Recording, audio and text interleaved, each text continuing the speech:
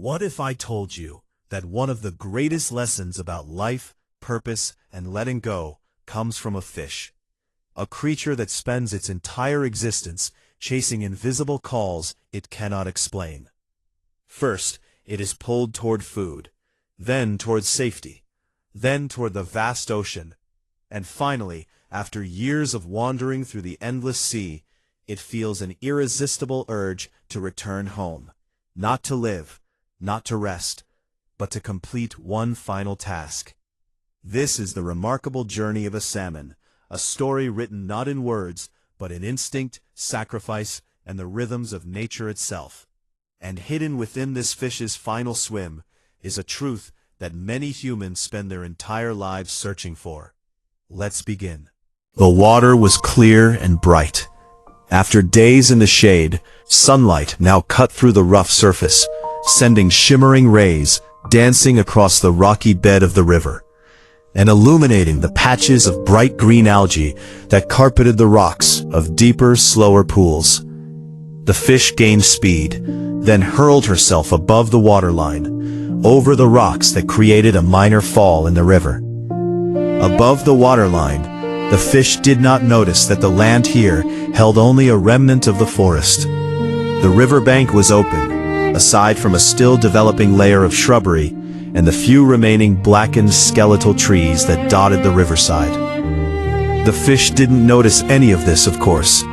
She had no awareness of the fire-scarred land or new life that was steadily reclaiming once bare soil. The fish did not know trees, only the rotting snags that were sunk into the deep mud of the riverbed. Those broad obstacles with jutting tendrils of wood that once offered her safety and protection, but now served only to impede her progress. She pushed ahead, moving steadily against the current. The sunlight illuminated the squirming bodies of larvae caught in the current.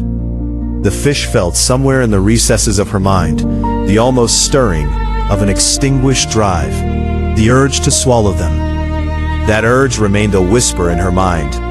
It did not surface in her body, but she felt its absence as she swam past the would-be feast. She had once been a fish that ate larvae. Now she was not.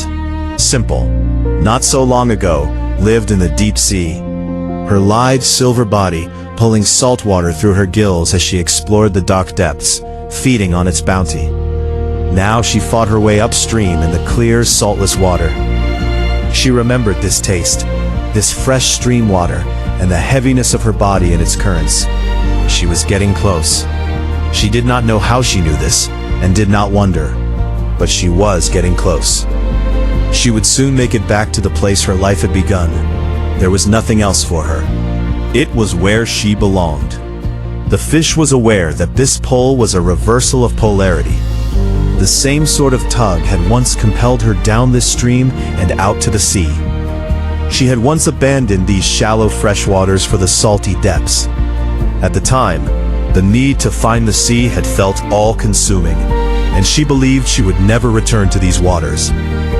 She had once raced down these eddies with the same fervor that now compelled her to throw herself up them. She had needed to leave, and now she needed to return. If the fish had been a human, this inconsistency would probably have bothered her.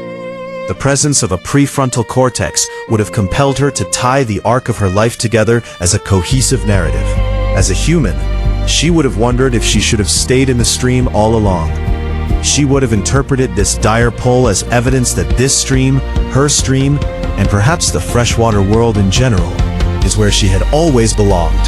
She never should have left. She might have bemoaned her time in the ocean as a mistake, but the fish was not a human. She did not need to make meaning from this change in course. Her body knew it needed to find its stream now, just as it had once known it needed to leave it behind. She did not question it. She felt no compulsion to explain her drives or excuse their inconsistencies. She curved to the left, moving across the current instead of up it, for the first time in days or maybe weeks.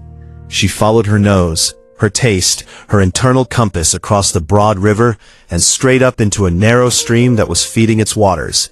She was nearly there. The minutes stretched into hours as she swam up, always up. She hurled herself again up a small fall, and landed in a deeper pool. She circled here, knowing that any further would be too far.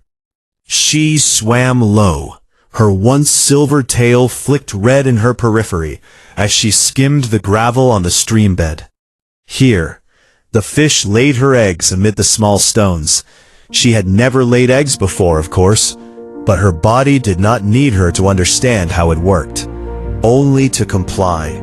And she had. She barely registered the large, red, hook-mouthed male that followed her to the site. She did not worry about the eggs. She felt no urge to oversee their development. The fish had been pulled to many different things in her life, to safety, to food, to the sea, to her spawning grounds. Each of these phases had been right until they weren't. If the fish were a human, she might have known that she had different names at each stage. She was first a fry, then a trout, then a salmon, then, oddly enough, still a salmon, but now a spawning salmon. As if she had been not one fish, but several, each with their own unique physiology, behaviors, and motivations. If the fish had been a philosopher, she might think that this was not entirely true, but also maybe not entirely false. Now, though, was different. If each stage had been defined by what she was pulled toward, what did it mean that she now found herself pulled toward nothing at all? The ever-present magnetic pull that had directed her life in all of its forms was gone. She was not pulled toward spawning, nor the open sea, not even toward food. And as she felt the stilling of that constant tug, she understood that in a life shaped by one drive after another, she had reached the final destination, a complete cessation of want. There was nothing left to pull her. She tread water, letting the current direct her as much as not. There was no direction her body wanted to go. She did not die immediately, but neither did she suffer. To suffer is to want something to be other than what it is. She had ceased to want anything at all. So, she completed the last of her many lives as the fish. If she had been a biologist, she wouldn't have been surprised to find that she had yet one more form to take. As her body decayed, broke down, and was consumed, she became the forest too. The wildflowers and the trees, even the flies and their larvae. As a biologist, she could have explained the carbon cycle and the nitrogen cycle. She would have understood that much of her body, as a fry and trout, had come from this forest to begin with. And that now, after so many other lives as a fish, she had returned. The salmon's journey was never about reaching a permanent destination. Each stage of her life felt completely right, until it was time to move on. The stream was right, the ocean was right, the journey home was right. And when her final purpose had been fulfilled, she no longer needed to chase anything at all. Perhaps there is a lesson in that.